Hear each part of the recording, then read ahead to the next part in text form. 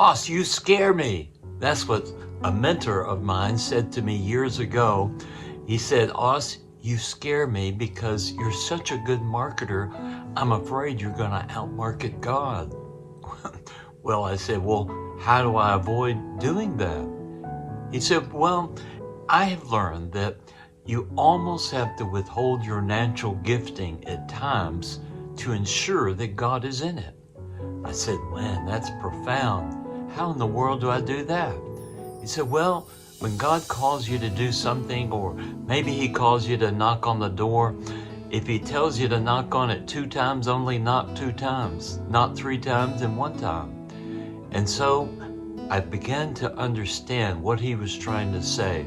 And I had a personal experience with that years ago when I had started writing and being published. I had a desire to have a long-term relationship with a publisher. And I had several books in mind that I wanted to write, but I wanted a more substantial relationship with a national publisher. And so one day I was in my office and a book arrived from a publisher.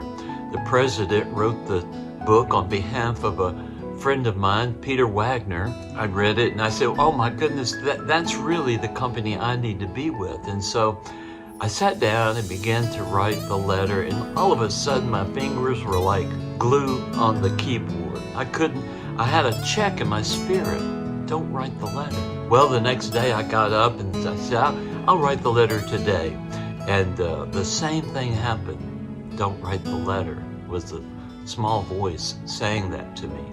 Third day, same thing happened. I said, "Lord, I don't know why you don't want me to write this, but it's clear you don't."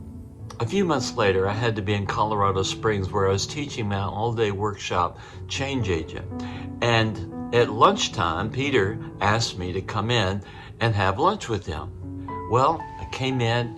Within a few minutes, a man knocked on the door, came into our lunchtime, and he says to me, "Oz, I've been watching you for many years.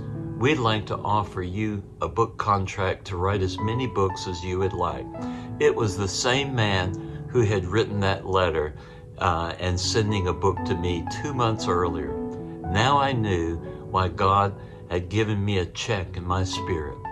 So do you need to withhold your natural gifting to ensure God is in it?